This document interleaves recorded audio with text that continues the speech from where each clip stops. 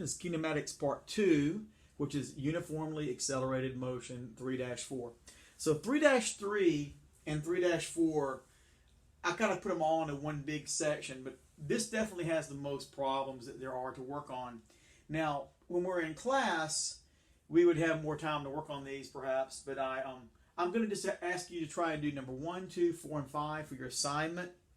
And I've got, I'm going to do, let's see, I'm going to do 2 problems for you. This is uniformly accelerated motion. They call these the kinematics equations. If you look in your notes there. Now, I've shown you actually 2 of these equations. I numbered them 1, 2, 3, 4, 5. It's not really that big of a deal that you know the numbers. I don't know, just I guess some textbook showed deriving these. Actually, we've seen 3 of these equations.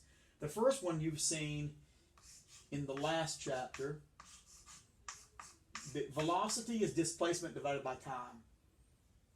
Now, whenever you see a bar above the letter, that means average. Average velocity is your displacement divided by time. Now, in this chapter, you pretty much can just say distance and displacement are the same thing. Now, they're not. Well, they're not by definition. Displacement is the change in position of an object, and that has to include its direction.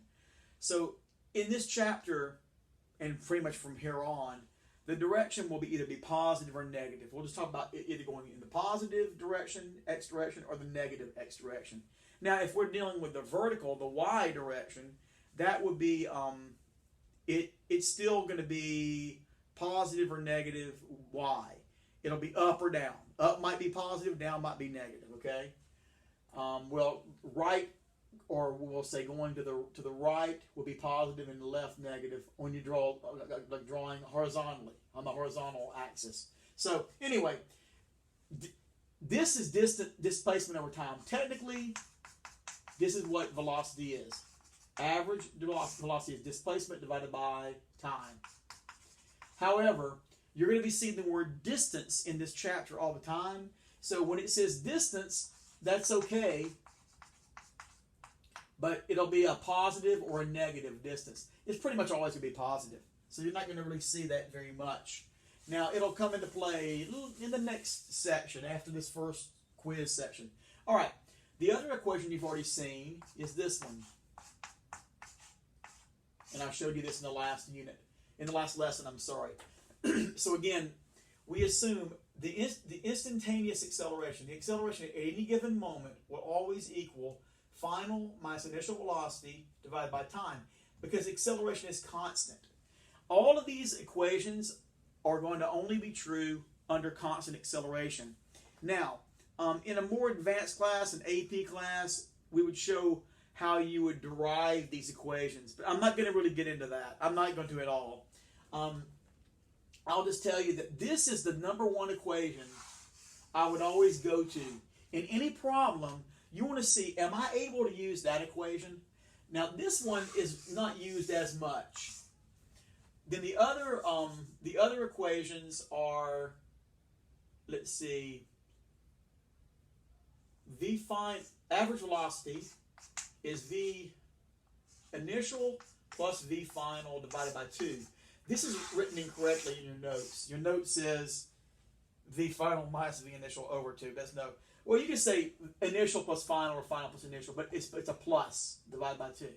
Under constant acceleration, that will be true. Your average velocity will be your initial plus your final over 2. In fact, you can, well, I won't tell you yet. I'll tell you in a moment one more thing. The other equation, delta x is VOT plus 1/2 AT squared. This is a really important equation later in the chapter when we talk about free falling motion. You'll see what I mean by that. Falling under the influence of gravity. But otherwise, this equation is one that I usually say to try to avoid if you can, because there's a lot of crazy math here. Notice that time is here, and here time is squared, and you got the multiplied by 1/2. If you would never, I mean, I won't say never, but you wouldn't want to have to, if you had to solve for time, say if you had x, v, and a, and you wanted to solve for t in that equation, you'd end up getting like a system of equations in there. You have to look at which two possibilities would be right. So that gets to be kind of crazy. And the other one that I like a lot is that v final squared is equal to initial velocity squared plus 2 times a times delta x. Now, delta x means distance or displacement when you see that. So here's the deal. You get to always have these 5 equations. By the way, there is another equation that I found that you can make if you want to, and I'll show it to you. I'm going to show you and erase it. Since average velocity is this and this, you can set the two equal to each other. The displacement over time is equal to the initial plus the final velocity over 2. You could make another equation out like that if you wanted to. So why would that really matter? Well, just there might be some times when that could help you. I guess technically that would be, where is it, initial and final? Oh no, there isn't anything that has exactly that in it, but that would be true also under constant acceleration motion. Okay, constantly accelerated motion, uniform accelerated motion. Now, whenever you're solving a problem, here's a little mnemonic device that I use. I call it VOX VAT. VOX VAT. Now the x actually means delta x. Okay, so when you see x, just know that that is displacement. So this is a variable, initial velocity. This is distance or displacement. This is your final velocity. So if you want to put a little f there, you can do that. And then that's, of course, acceleration, and that's your time. Here's the neat thing about this. If I give you in a word problem, in a calculation problem, if you know any 3 of these variables, 1, 2, 3, you can always find the other 2. If you look up here in these equations, you'll find a way to get the other 2. So if you know any 3 of these, if I know initial, final, and distance, I can find acceleration and time. If I know acceleration, time, and distance, I can find the initial and final velocity.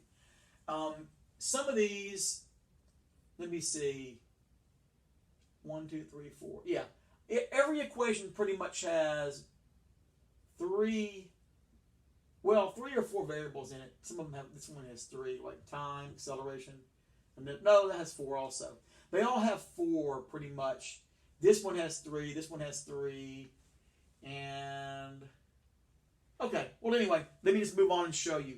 So think about the little VOX VAT. I'll put it over here for a minute. VOX VAT. This is just something that I like to use. You don't have to. Because it's like saying you can trust it. If you know 3 of those, there's a way. Because believe me, one thing about physics, it takes a lot of practicing, a lot of calculation practice. So I assigned 4 problems to try, 1, 2, 4, and 5. I'm going to do 2 of them for you. I'm going to do 2 for you, and there's 4 to do on here. If you want to do the other problems, you certainly could try and do that as well on the worksheet. Okay, so we'll start off with letter example A. It says rat. Rat threw a ball at spot at 5 meters per second. After 1.25 seconds, the ball struck spot. If the ball was constantly decelerating at 0.58 meter per second squared due to a breeze, calculate A, the distance that the ball traveled, and B, the final velocity. Now, a good way to think about this problem would be, in real life, would be thinking like a beach ball or something. Because normally, like a baseball, you throw a baseball, and when it leaves the pitcher's hand, and it's caught by the catcher, and if it's not hit, from the time it leaves their hand to the catcher, that velocity is not going to change very much at all.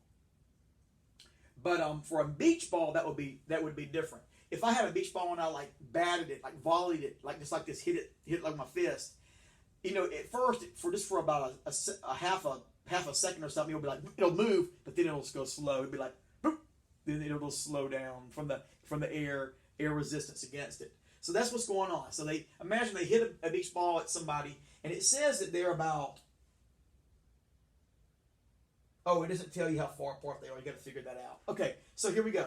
So write down the numbers they gave you. They gave you 5 meters per second, okay? That means that could be either initial or final velocity. After 1.25 seconds, the ball struck spot. 1.25 seconds, that's the time. So they gave you time. I'll put 1.25 down there just to kind of help me.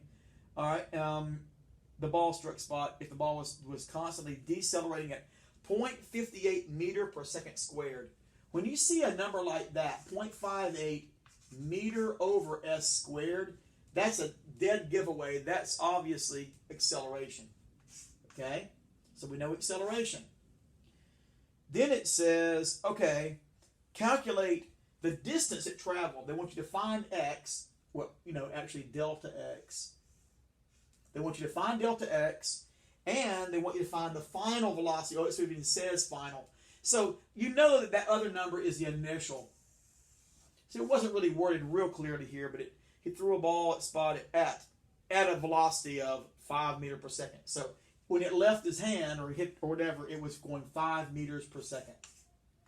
5.0 meters per second. Now, what is the final? So we know 3 of them. That means there's a way to find delta x and VF among these equations. Now, usually there's more than one way to find it. There's more than one way to find the answer with the equations. That's true. But the other thing that's true is there's an easier way to find these as well. There's an easy way and maybe a harder way, okay? Let me try and help you to get to the easier way. All right, here's a few little things. And again, I've done this for just many years, just practicing the problems and working them to figure this out. You haven't done it yet. But I'll tell you this. This is the easiest equation to use. If you could ever use this equation for your problem, you should do that. That should be like your number one equation to look at. Whenever you're trying to solve for anything, like I want to find delta x and v final. Well, first see, does this equation help me in any way? If it doesn't, then of course you can move on to the others. Then the next thing I would say, this is like my second favorite equation right here. It might look strange, v final squared, it's v initial squared, plus 2a delta x. It might look strange, but this is a pretty good one, all right? These two are not used very much, all right? As I told you, I don't use them as much. But of course, you can even make another equation by setting the v to v equal delta x over t equals VO v final over 2 if you want. This is a great equation if you're trying to find x, if you know initial and the time, and you know acceleration, well then this is a great one to use, a good one to use. Still, the math is a little, you got to be careful. You got to remember to square the time on this side and divide by 2. So it's a little bit more cumbersome. This one is kind of, you do have to square the numbers, but it's a little bit easier, I find it. Okay, here we go. So what will we do? All right, the first thing I would do is I will go to the easy equation. Can I use this equation to find either A, the distance, and B, the final velocity? Well, if I use this, I know A, I know time, and I know initial. A time initial, that means I can find V final using that equation. So the final velocity is part B of this question. So we're doing example A, and it has A and B parts. You know what? I'll do part B first. This is another little strategy, a little trick to go by. Don't feel like you have to go in order of what they were asked there. If it said, I think I dropped something here. If it says that that they want you to find, as it does here, A, the distance, and B, the final velocity, you don't have to go in order. Now, sometimes the question might just say they only want you to find the distance. Okay?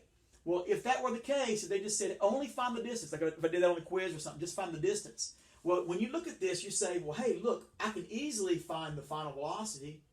Then you know what you ought to do? You ought to do that first. You ought to first find the final velocity, because once you have 4 of the unknowns, well, 4 of the variables, it makes it even easier to find the other because now you have more possibilities. So find what you're able to first, okay, and then get the other one. So B, I'm going to use that equation,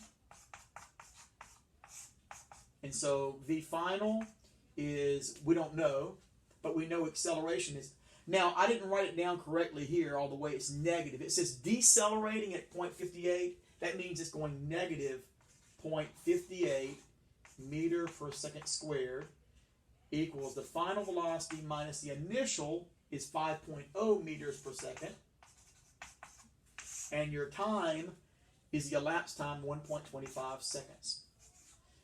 Every problem we're doing assumes constant acceleration, and it also assumes that the initial time is 0. So you don't have to worry if we ever do a lab or experiment or anything where it's different, you'll see that. And but anyway, here we go. Okay, so all right, to solve for this, the first thing I'll do is I will cross multiply. Well, maybe I don't want to call it cross multiply. I will multiply both sides by 1.25. And 1.25 here. Now when I do that, I get negative 0.72 here equals V final minus 5.0. Now another thing I did, and I didn't actually say it till when I just started here, I don't worry too much about the units. It's good on the first step, write the equation, then write everything plugged in with the unit. Meter per second squared, meter per second and second. Or you didn't have to put the second there, sorry. All right, but then you're not going to see, in physics, you're not going to see me change the units very much. Like I'm not going to tell you, oh, mile per hour. There are some problems that were that way, but I've kind of changed them back now because it's just too much. It's just too crazy to do that. In chemistry, there's a good reason why they have to change units a lot. Because the instruments we use in our labs, like they measure degrees Celsius or they measure milliliter. So when we do an experiment in chemistry, a lot of the equations call for us using Kelvin temperature or liters. Well, in physics, what we measure is what we're gonna pretty much have in the problem. All right, you don't have to worry about that. I'm just talking on and on. So I put the units here, but then I don't worry about it down here. Now to solve for V final, I'm gonna add 5 to both sides. Plus 5, plus 5. So 5 minus 0.72 gives me 4.28, well 4.3 equals V final. So 4.3 meters per second is your final velocity. Now, we just found part B of example A. Now that we know 4.3 is your final velocity, I'll put it up here maybe. Now we know everything except for delta x. So, there's a couple of ways you can find delta x.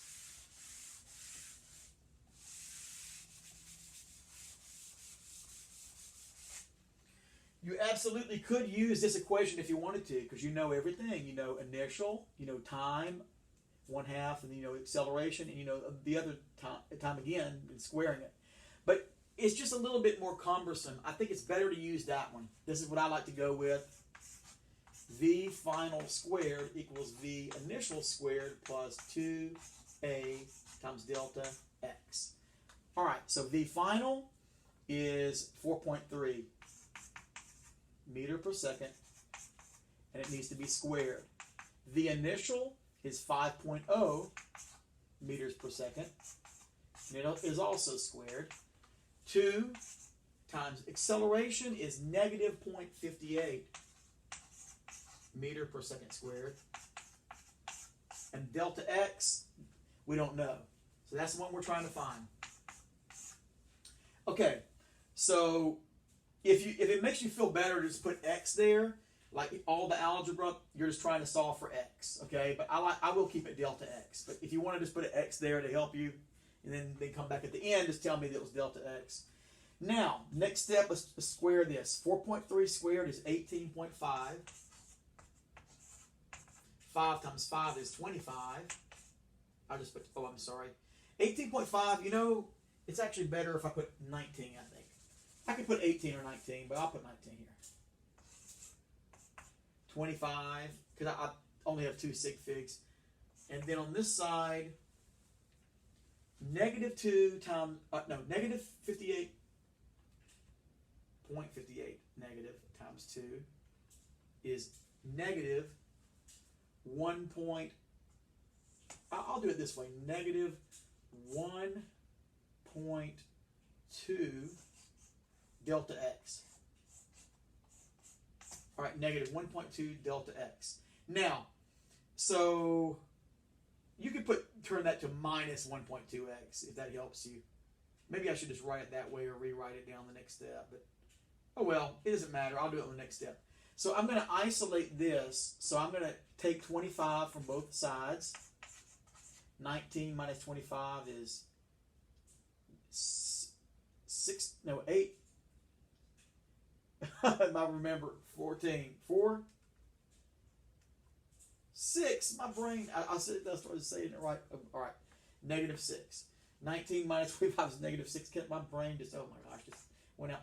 Equals negative 1.2 times delta x. So that's the first thing. Notice this, minus 25, 19 minus 25. Yeah, okay. Now divide both sides by negative 1.2. And you get 5 equals delta x. And 5 meters will be the answer for that. So 5 meters is correct there. Yeah. Okay. Let me double check that. 4.3 squared, 18.5.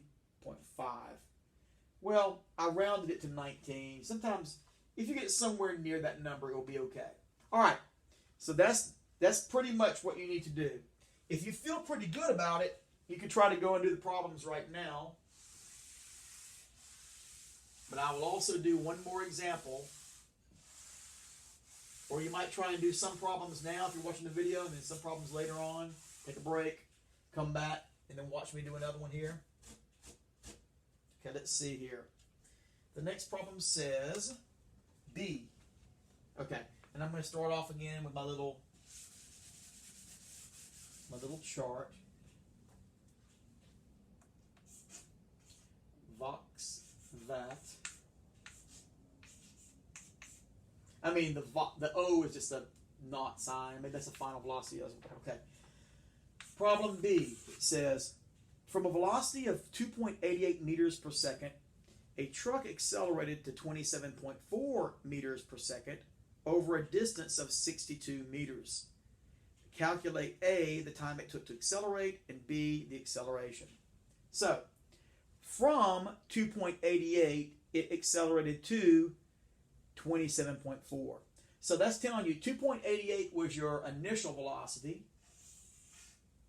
2.88 meter, because it says meter per second is always a dead giveaway. It's a velocity. But you see, you got 2.88 and you also have 27.4. So how do you know which is initial and which is final? Well, the question, it kind of tells you as you read that. From 2.88, it accelerated to 27.4. It went from 2.88 to 27.4. From initial of 2.88 and the final 27.4. Okay? So we know final initial. And it said over a distance of 62 meters. So that one, delta x, is 62.0 meters. Might be kind of hard to read in little small numbers, but that's just something you can kind of do off to the side to help yourself. So we don't know A, we don't know T. So what can we do to find A and T? So we can find A and T. Even before you even read the question, look at what you're given, and you know I can find acceleration and I can find time. What do they want? A, they want the time, and B, they want the acceleration. Now, what will be the easier order to find them in? Well, let's go to the equations. Can I use my easiest equation here to start off? I don't know A, I don't know time. No, I can't use this one because I have two unknowns. I only know these two. All right? Next, my next favorite equation is this one. But before I go there, let's just see. Could you use this one? I know delta x, I know initial. But I don't know time or acceleration. No. So that means I think I pretty much have to use this one. And that's my number. These are my 1 and 2 equations to go to. If they cannot be used, then you pretty much can go here, or you can make that little hybrid equation where you take that. Would that one even work? I know delta x, I don't know time, I know v initial, and I know v final. I could use my little hybrid equation that I told you about, that we take delta x over t equals v initial, v final over 2. You could use that one if you wanted to find the time. You could do that to start off. That, I don't know. I won't play around with it. That would be better. But I will go to that one. I like this one a lot anyway. So v final squared is v initial squared plus 2a delta x. Because I know delta x, I know initial, and I know final. That means I can find the acceleration. And what do you know? That's part B. So again, I'm doing it backwards. And if I wanted to take my little hybrid equation, I could find time first. That wouldn't be too bad, actually, but I'll just do this. Even that one takes a little bit more work. But what I'll do here is v final is 27.4 meters per second, and it's going to be squared. Initial is 2.88 meters per second. It also needs to be squared, times 2. A, we don't know what A is, but we know delta x is 62.0 meters. All right, so now let's put in the math. Put in the calculator, 27.4, 751 equals 8.29 plus 124A. 2 times 62 is 124, and then A stays A. 8.29, let me check my math there. And then 27.4, 71. Okay, now I'll subtract 8.29 for both sides. It's kind of hard to write in that direction. 743 is equal to 124A. Now divide both sides by 124. So 743 divided by 124, and acceleration is 5.99.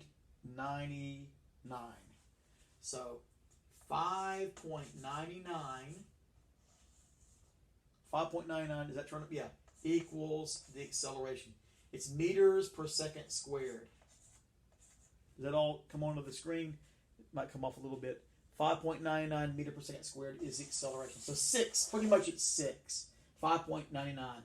Okay, now, so acceleration is, well, I can try to fit it there just so I'll know. 5.99. Now, what I'll do is I'll find the time.